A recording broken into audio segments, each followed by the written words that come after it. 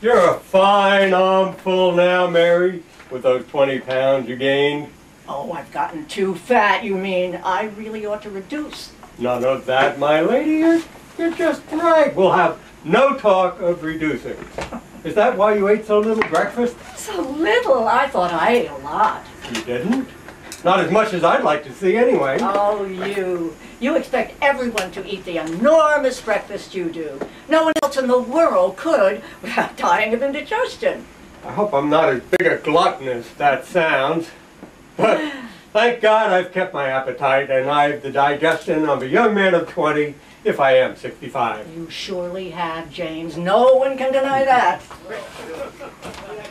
Why did the boys stay in the dining room, I wonder?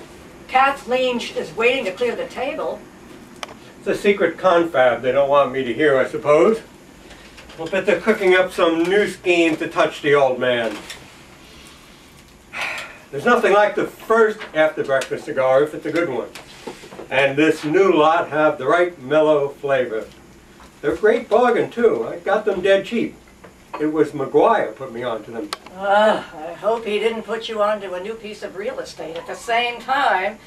His real estate bargains don't always work out so well.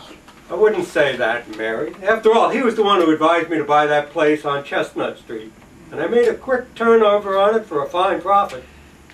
I know, the one famous stroke of good luck. Oh, I'm sure McGuire never dreamed. Oh, never mind, James. I know it's a waste of breath to try to convince you you're not a cunning real estate speculator. I've no such idea, but land is land, and it's safer than the stocks and bonds of Wall Street swindlers. But let's not argue about business this early in the morning.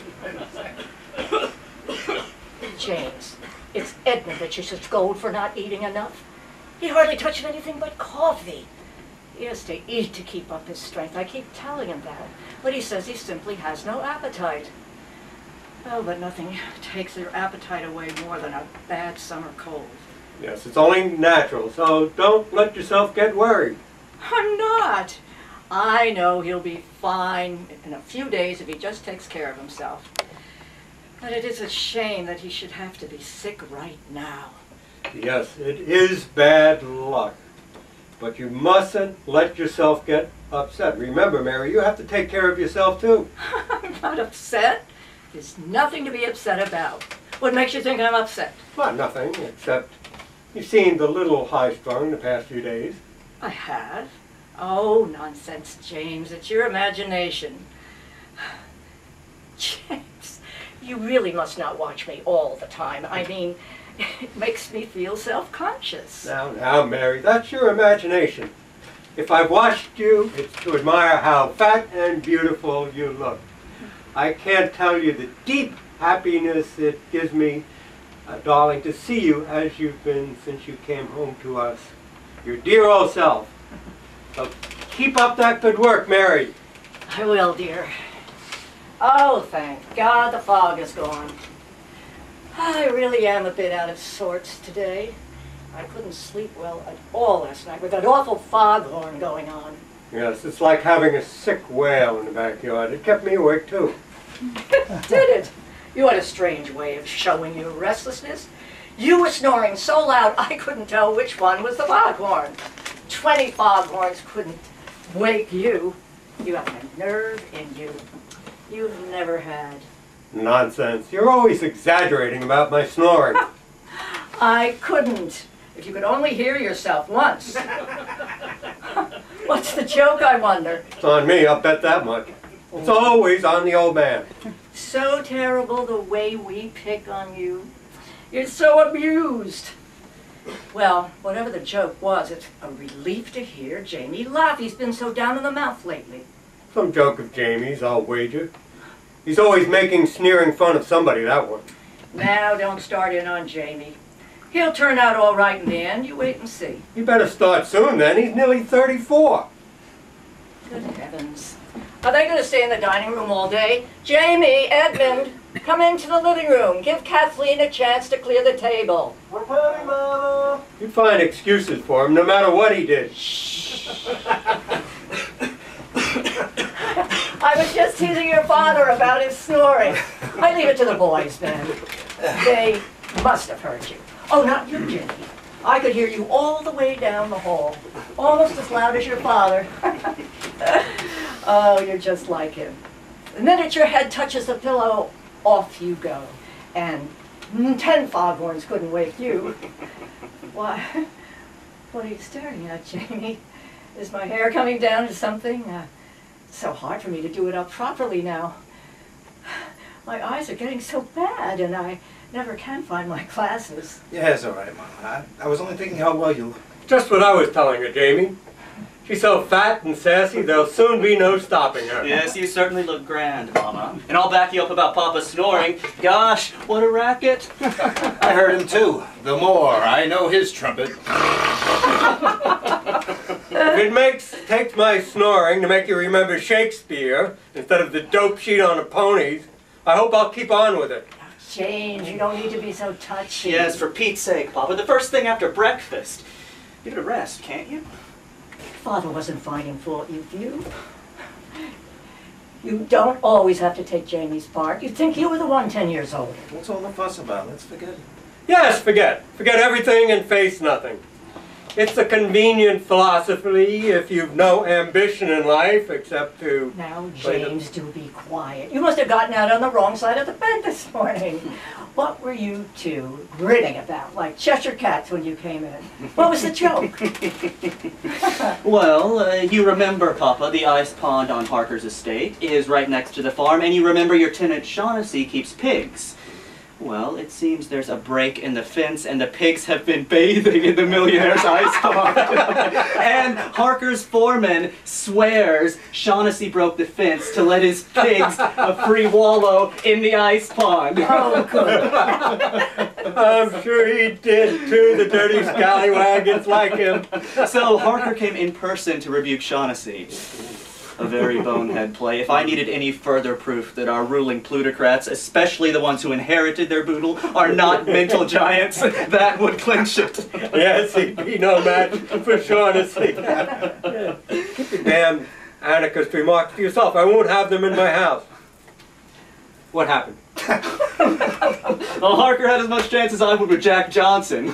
Shaughnessy got a few drinks under his belt and was waiting at the gate to welcome him. He told me he never gave Harker a chance to open his mouth. He began by shouting he was no slave Standard Oil could trample on. He was a king of Ireland if he had his rights, and scum was scum to him no matter how much money it had stolen from the poor. Then he accused Harker of making his foreman break down the fence to entice the pigs into the ice pond in order to destroy them. The poor pig, Shaughnessy yelled, had caught their death of cold. Many of them were dying of pneumonia, and several others had been taken down with cholera from drinking the poisoned water. Shaughnessy told Harker he was hiring a lawyer to sue him for damages, and he wound up by saying he had to put up with poisoned ivy, ticks, potato bugs, snakes, and skunks on his farm. But he was an honest man who drew the line somewhere, and he'd be damned if he'd stand for a Standard Oil teeth trespassing. So would Harker kindly remove his dirty feet from the premises before he sicked the dog on him? And he did! What a terrible tongue that man had. That damned old scoundrel. By God, you can't beat him. These blackguard's going to get me into serious trouble yet. I hope you told him I'd be mad as hell. I told him you'd be tickled to death over the great Irish victory. And so you are. Stop faking, Papa. Well, I'm not tickled to death. Oh, you are too, James. You're simply delighted. No, Mary, a joke is a joke. I told Shaughnessy he should have reminded Harker that a Standard Oil millionaire ought to welcome the flavor of hog in his ice water as an appropriate touch. The devil you did.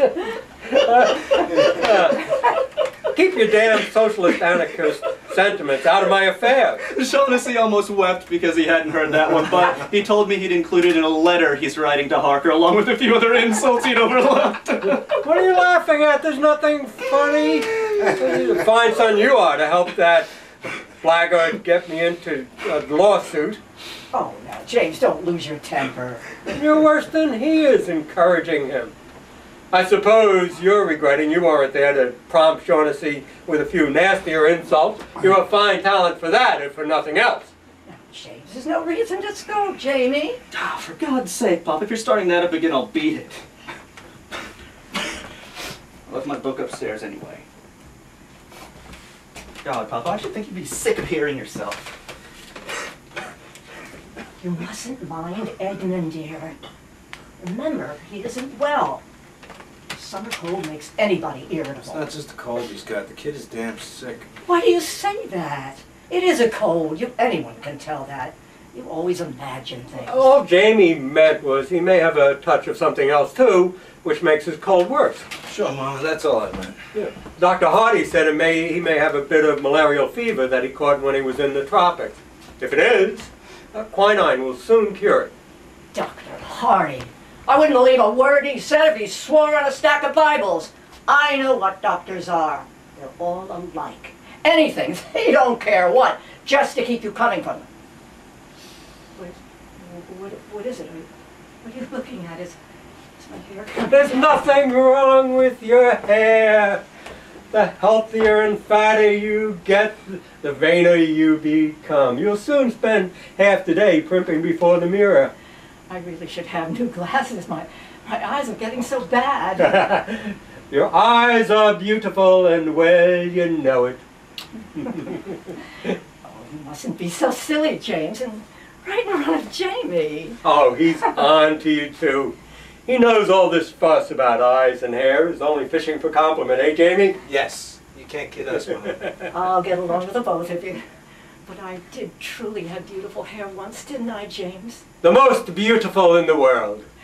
It was a rare shade of reddish brown and so long and came down below my knees. You ought to remember, Jamie. It wasn't until after Edmund was born that I had a single gray hair. And that made it prettier than ever. Oh. Will you listen to your father, Jamie, after 35 years of marriage? He isn't a great actor for nothing, is he? What's come over you, James? Are you pouring coals of fire over my head for teasing you about your snoring? Well, then I take it all back.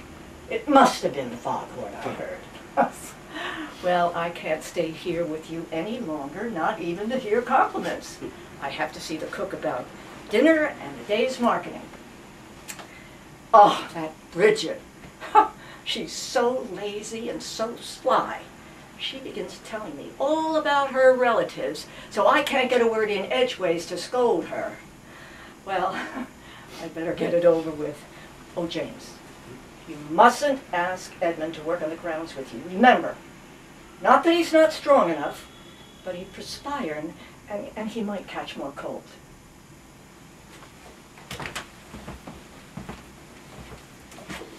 You're a fine lunkhead, haven't you any sense? The one thing to avoid saying is anything that would make her more upset over Edmund. All right. Have it your way. I think it's the wrong idea to let Mama go on kidding herself. It'll only make the shock worse when she has to face it. Anyway, you can see she's deliberately fooling herself with that summer cold talk. She knows better. Knows? Nobody knows yet. Well, I do. I went to see Doc Hardy with Edmund on Monday. I heard him pull that touch of malaria stuff. He was stalling. That isn't what he thinks anymore. You know it as well as I do. You talked to him when you went uptown yesterday, didn't you? You couldn't say anything for sure yet. He's to phone me today before Edmund goes to him. He thinks it's consumption, doesn't he, Pop? He said it might be. That poor kid. Ah, damn it!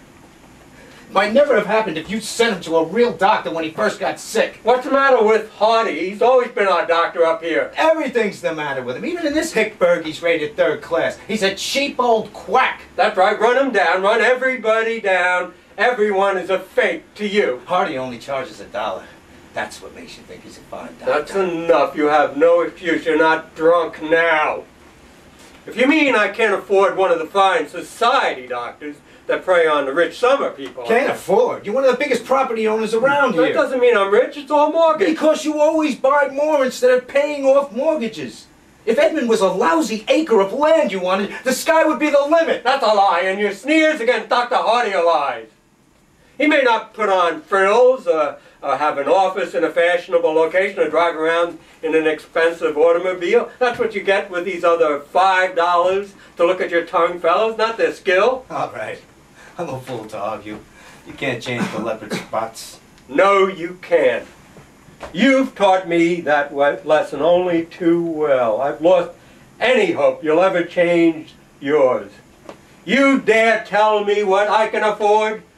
You've never known the value of a dollar, and you never will. You've never saved a dollar in your life. At the end of each season, you're penniless. You've thrown your salary away every week on whores and whiskey. My salary? Christ! It's more than you're worth, and you couldn't get that if it wasn't for me.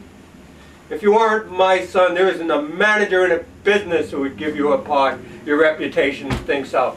As it is, I have to humble my pride and beg for you, saying that you turned over a new leaf, although I know it's a lie. I never wanted to be an actor. You forced me on the stage. That's a lie.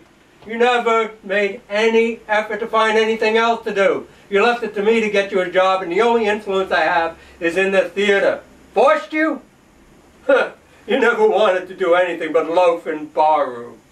You'd have been content to sit back like a lazy lunk and sponge on me for the rest of your life.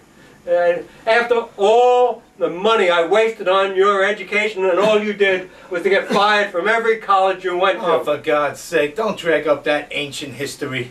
It's an ancient history. You have to come home every summer to live on me. I earned my board and lodging working on the grounds. Saves you hiring a man. Bah! You have to be driven to do that much. I wouldn't give a damn if you showed the slightest sign of gratitude.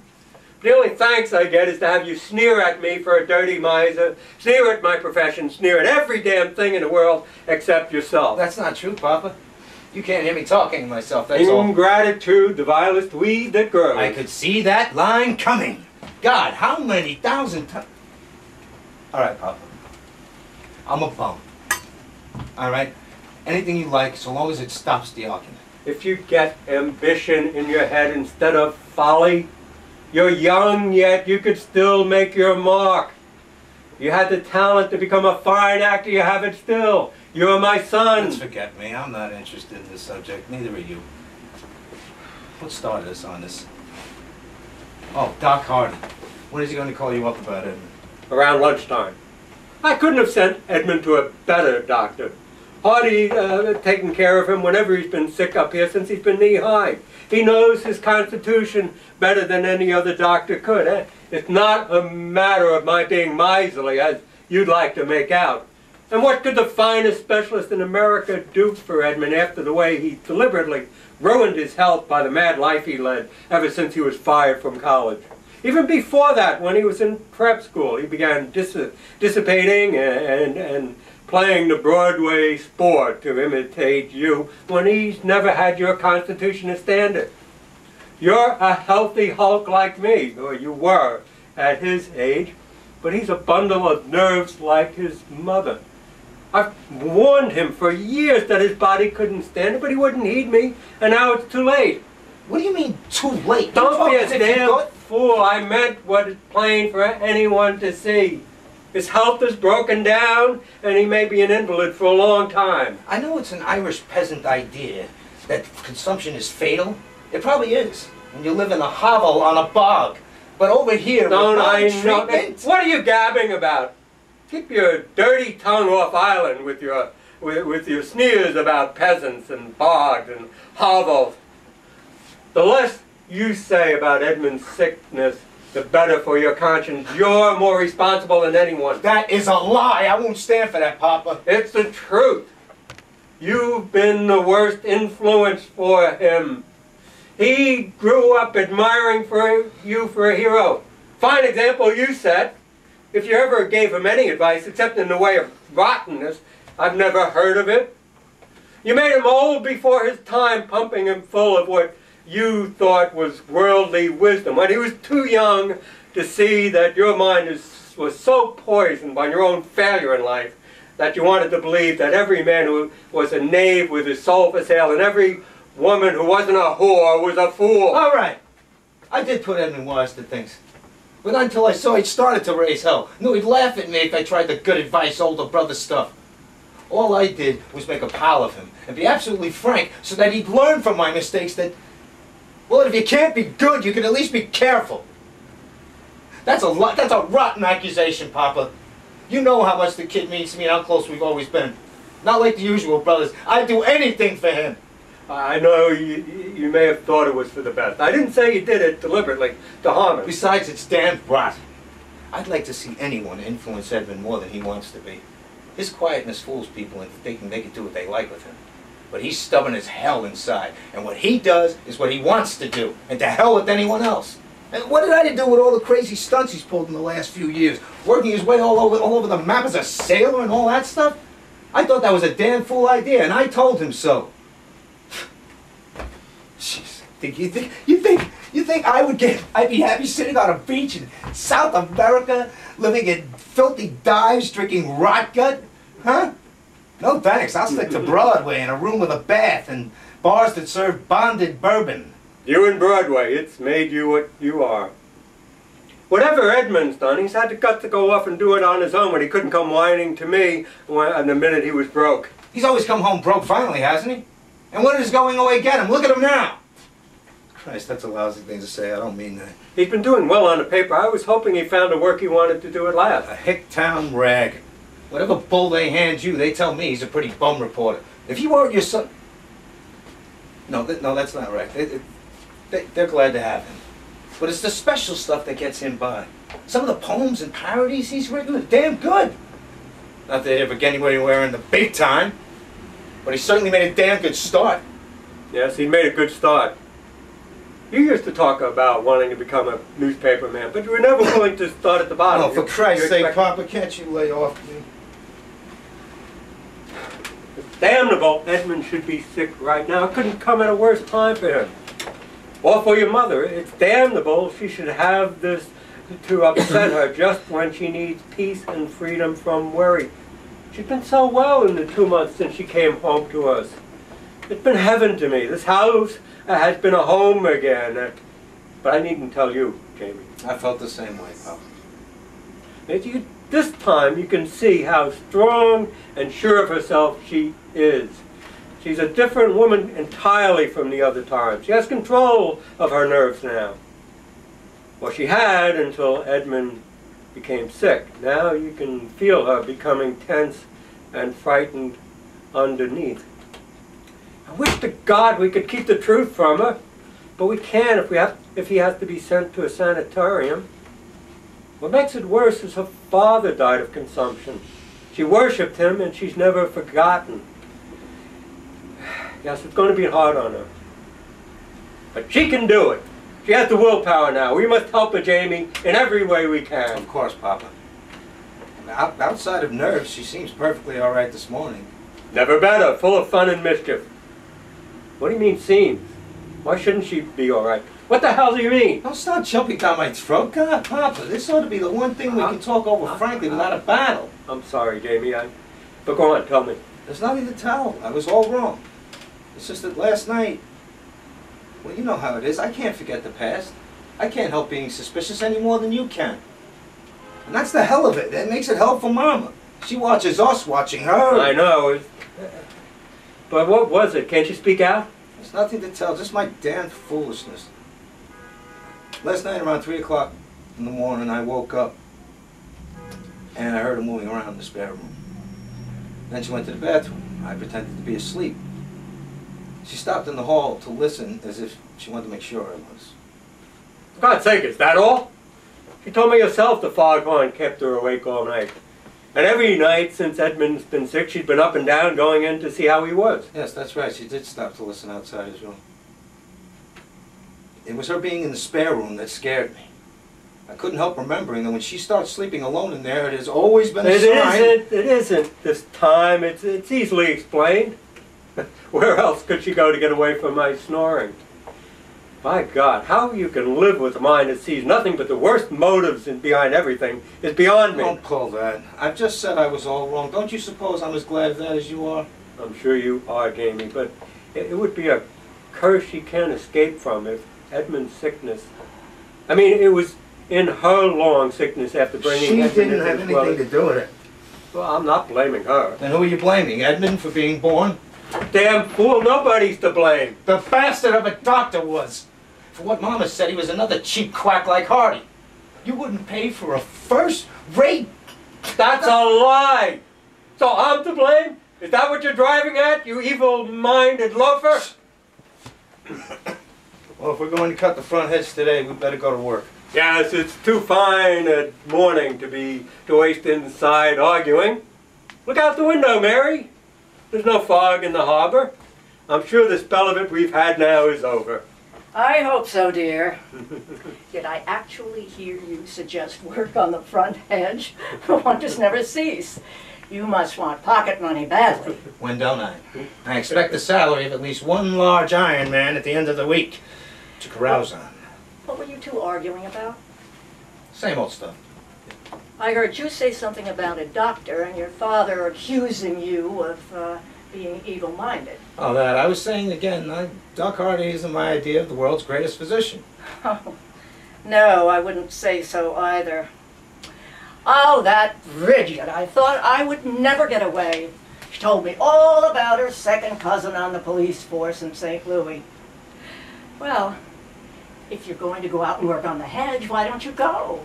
I mean, why not take advantage of the sunshine before the fog comes back? Because it will. Anyway, I know it will from the rheumatism in my hands. It's a better weather prophet than you are, James. Oh, how ugly they are. Who'd ever have believed they were once beautiful? Now, Mary, none of that foolishness. They're the sweetest hands in the world. Come on, Jamie. Your mother's right to scold us. The way to start work is to start work. That hot sun will sweat some of that booze fat off your middle. We're all so proud of you, Mama. So darn happy. But you still got to be careful. You mustn't worry so much about Edmund. He'll be all right. Of course he'll be all right. I don't know what you mean, warning me to be careful. All right, Mama. Sorry I spoke.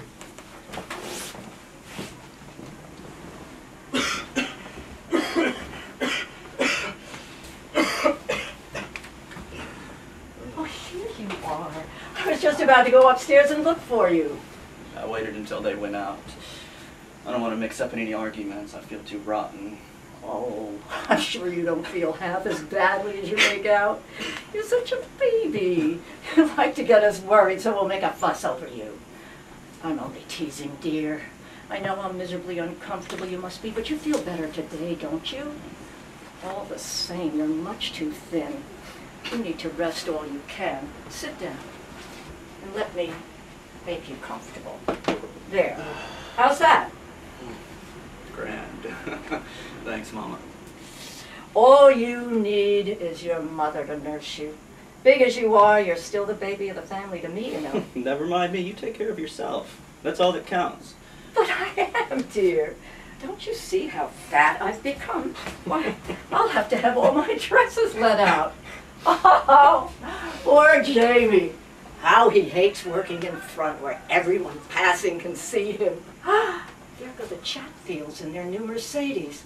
Oh, it's a beautiful car, isn't it? Not like our second-hand Packard.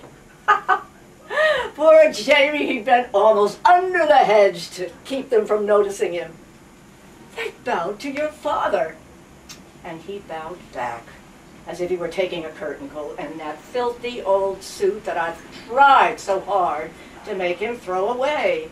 Really, he ought to have more pride than make such a show of himself. He's right not to give a damn what anyone thinks. And Jamie's a fool to care about the Chatfields. For Pete's sake, who ever heard of them outside of this hick bird? No one. You're quite right, Edmund. Big frogs in a small puddle. It is stupid of Jamie. Still, the Chatfields and people like them stand for something. They have decent, presentable homes they don't have to be ashamed of. They have friends who entertain them and who they entertain. They're not forgotten by everybody. Oh, not that I want anything to do with them.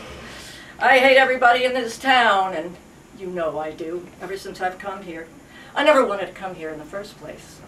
But your father liked it, and he insisted on building this house, and I've had to come here every summer.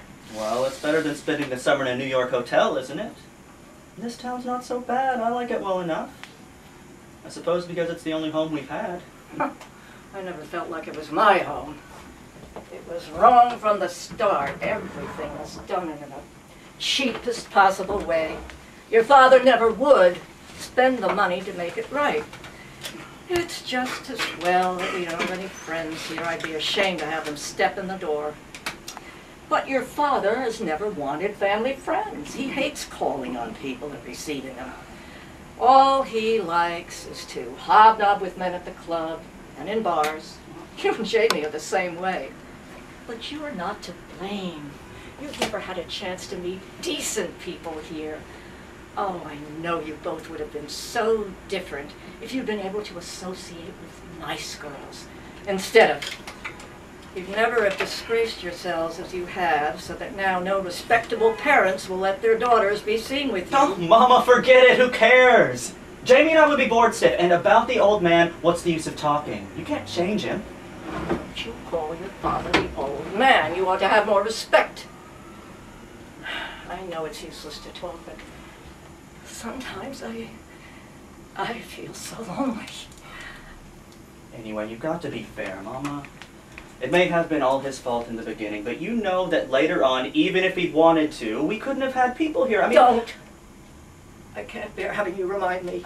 Don't take it that way, please, Mama. I'm trying to help. Because it's bad to forget. The right way is to remember, so you'll always be on your guard.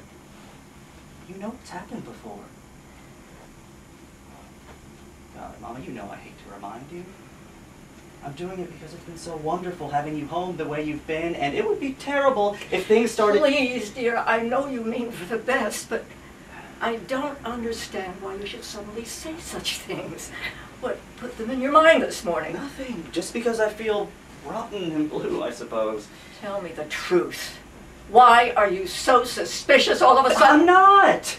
Oh, yes, you are. I feel it. Your father, and Jamie too, particularly Jamie. Now, Mama, don't start imagining things. It makes it so much harder, living in this atmosphere of constant suspicion. Knowing that you all are spying on me, that none of you believe in me or trust me. That's crazy, Mama. We do trust you. If only there was some place I could go for a day or an afternoon. Some woman friend I could talk to. Not about anything serious, just laugh and gossip and forget for a while. Someone besides the servants. That stupid Kathleen. Stop it, Mama. You're getting yourself worked up over nothing. Your father goes out. He meets his friends at the club and in bar rooms. You and Jamie are the boys you know. But I am alone. I've always been alone. Come now, you know that's a fib. One of us always stays with you to keep you company or goes with you in the automobile when you take a drive. Because you're afraid to trust me alone. I insist that you tell me why you act so differently. Why you felt you had to remind me. It's stupid. It's just, I wasn't asleep when you came in my room last night. You didn't go back to your and Papa's room. You went in the spare room for the rest of the night. Because your father's snoring was driving me crazy. For heaven's sakes, haven't I often used the spare room as my bedroom? But I see what you thought. No, that was when I didn't think anything. So you pretended to be asleep in order to spy on No, I did it because I knew if you found out I was feverish and couldn't sleep, it would upset you. Jamie was pretending to be asleep too, I'm sure. And I suppose... Stop it, Mama! Oh, Edmund, I can't bear it when even you... It would serve all of you right if it was true. Mama, don't say that. That's the way you talk when things start... Stop suspecting me, dear, please. You hurt me. I couldn't sleep because I was thinking about you. That's the real reason. I've been so worried about you. That's foolishness. You know it's only a bad cold. Yes, of course. I know that. But listen, Mama, I want you to promise me that even if it should turn out to be something worse, that you'll know I'll soon be all right again anyway, and you'll keep on taking care of yourself, and you won't worry yourself... I won't be so... I won't listen when you're so silly. There's absolutely no reason to talk as if you expected something dreadful. Of course, I promise you. I give you my sacred word of honor. But I suppose you're remembering. I've promised before on my own. No! I'm not blaming you, dear. How can you help it? How can any one of us forget that? What makes it so hard for all of us? We can't forget. Mama, stop it. All right, dear. I didn't mean to be so gloomy. Don't mind me. Here, let me feel your head. Oh, it's so nice and cool. I certainly haven't any fever now. Forget. It's you. I'm quite all right, dear. Except I naturally feel a little nervous and tired after such a bad night. I really should go upstairs and lie down until lunchtime and take a nap. What are you going to do? Read? Here? Be much better for you to go out in the fresh air and sunshine, but don't get overheated. Remember, be sure and wear a hat. Or are you afraid to trust me alone? No, can't you stop talking like that? I think you ought to take a nap. I'll go down and help Jamie bear up. I'll have to lie in the shade and watch him work.